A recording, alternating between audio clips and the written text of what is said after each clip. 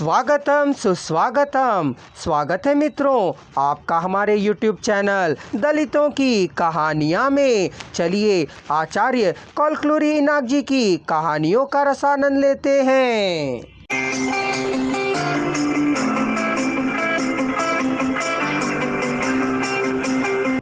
बच्चों को स्नान करवाकर, कपड़े बदलकर, रेसिडेंशियल स्कूल में भर्ती करवाकर वे दोनों आए। शाम को बच्चे घर नहीं आएंगे, उनके लिए वहाँ सभी तरह का इंतजाम था। दोनों को महीने 10,000 भरना होता है। राम एडवांस जमा कर हर महीने रकम भेजा करेगा, कह मैनेजमेंट को बतला दिया।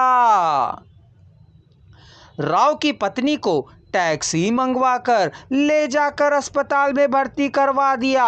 पैसे अदा कर राम ने रसीद भी प्राप्त कर ली। उसकी बहन को परिस्थिति बतलाकर फोन करने पर उसने भी आने को कहा। दोनों जब राव के घर आए तब राम ने राव से कहा, इस घर को खाली करके अनंतपुरम चले जाएंगे। राव यह हंसकर चुप रहा। शाम को राम ने घर के ओनर को रेंट चुका दिया। उसने आश्चर्य से देखा और वहां से चला गया। तुम क्यों इतना पैसा खर्च कर रहे हो, कह राव ने राम से पूछा।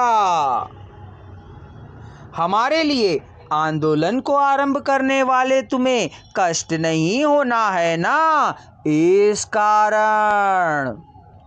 तुम्हें इतने पैसे कहाँ से मिले? मैंने बिना मांगे ही पैसे आ जाते हैं। यदि जमा करूं तो कोई भी पूछ सकता है इतना पैसा कहाँ से आया। करोड़ों रुपए जिनके पास हैं उसमें 1 और करोड़ जुड़ जाने से समस्या नहीं रहती है। जिनके पास कुछ भी नहीं है ऐसे दलितों के पास लाखों रुपए हो तो भी समस्या खड़ी होगी। मैं तुम्हें कोई बकाया अदा नहीं कर रहा हूँ। शाम को चाय पीते समय राम ने अनंतपुरम आने के लिए राव को तैयार रहने को कहा। उसने नहीं आऊँगा कहा। क्यों पूछने पर इस आंदोलन को छोड़कर नहीं आऊँगा उसने स्पष्ट कह दिया। राम ने बतलाया कि अनंतपुरम में भी आंदोलन चलाया जा सकता है। यह संभव नहीं है क्या? यह घर आंदोलन का केंद्र है, यहीं मैं रहूँगा, राव ने स्पष्ट कह दिया। राम कुछ भी कह नहीं सका। रात को भोजन करते समय राम ने राव से पूछा, देश में जिस प्रकार सम्यकता नहीं है उसी प्रकार दलितों में भी ना होने से क्या नुकसान है? नुकसान ही है। दलितों को जो हक प्राप्त होने चाहिए उनके प्राप्त होने तक हमें समेक्य भाव से रहना अनिवार्य है। हमें किसके पास से हकों को प्राप्त करना है? भारतीयों के पास से। हम भारतीय ही तो हैं ना। भारतीय में सवर्णों से अवर्णों को अपने हिस्से के हक को प्राप्त कर दरिद्रता से मुक्ति प्राप्त करना है।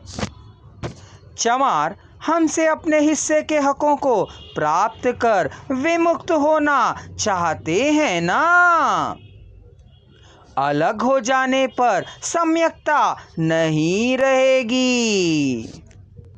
हमारे हकों को डिमांड करने की परिस्थिति और अवसर को नष्ट कर लेंगे।